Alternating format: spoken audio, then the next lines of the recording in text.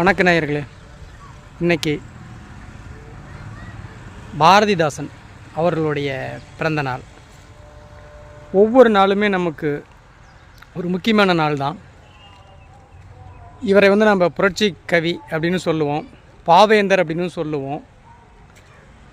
இவரை பற்றி ஏற்கனவே நம்ம ஒரு பதிவு போட்டிருந்தோம் நினைவு நாளில். கூடுதலான இன்றைக்கி அவருடைய பிறந்த நாளை முன்னிட்டு நம்ம இன்னொரு பதிவு போடுறோம். இவருடைய மொழி ஆற்றல் அளப்பரியது அப்படின்னு நம்ம ஏற்கனவே சொல்லியிருப்போம். இவர் என்னென்ன படைப்புகள்லாம் கொடுத்துருக்காரு நம்ம தமிழ் மொழிக்கு அப்படிங்கிறத நம்ம இப்போ பார்ப்போம். இவருடைய படைப்புகள்லாம் பார்த்திங்கன்னா பாடத்தில் வந்திருக்கு. இவருடைய படைப்புகள் எல்லாமே தமிழ்நாடு அரசு பாடத்தில் வந்திருக்கு. அதுக்கு ரொம்ப முக்கியமான காரணம், முன்னாள் தமிழக முதல்வராக இருந்த திரு கலைஞர் அவர்கள் 1991 இவருடைய படைப்புகளை நாட்டுடைமை ஆக்கியிருந்தார்.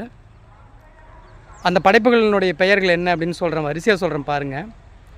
குடும்ப விளக்கு, இருண்ட வீடு, சேரத்தாண்டவம், காதலா கடமையா, எதிர்பாராத முத்தம், பிசிராந்தையார் நாடகம், நல்ல தீர்ப்பு, அமைதி போன்ற பல நூல்களை இவர் எழுதியிருக்காரு. இதில் பிசிராந்தையார் நாடகத்துக்கு 1971 சாகித்ய அகாடமி விருது கிடச்சிருக்கு. இதெல்லாம் நம்ம ஏன் பதிவு பண்ணுறோம் அப்படின்னா, இந்த பார்க்குற பார்வையாளர்கள் நீங்கள் இன்றைக்கி இந்த பதிவு சம்மந்தமாக பாரதிதாசனை பற்றி உங்களுடைய குழந்தைங்கள்கிட்ட அவருடைய வாழ்க்கையை பற்றி கொஞ்சம் பகிர்ந்துக்கோங்க. ஏன்னா நம்மளோட தமிழ் அறிஞர்களையும் நம்மளுடைய குழந்தைகளும் தெரிஞ்சுக்கணும். அதுக்காக தான் இந்த பதிவு.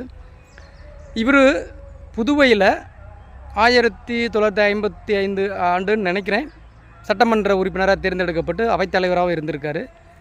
அது மட்டும் இல்லாமல் ஒரு முறை 1900 இது ஒரு ஆண்டு மறந்துட்டேன், ஒரு முறை புதுவையில் பிரெஞ்சு ஆதிக்கத்துக்கு எதிராக இவர் சதி செய்தார்னு சொல்லிட்டு ஓராண்டு காலம் இவரை கைது செஞ்சு வச்சுருந்து அப்புறம் உண்மை இல்லை அப்படின்னு தெரிஞ்சு விடுவிச்சிருக்காங்க. எனவே இந்த பதிவு பார்க்குற நீங்கள் உங்களுடைய குழந்தைகளுக்கும் இவரை பற்றியே பகிர்ந்துக்கோங்க.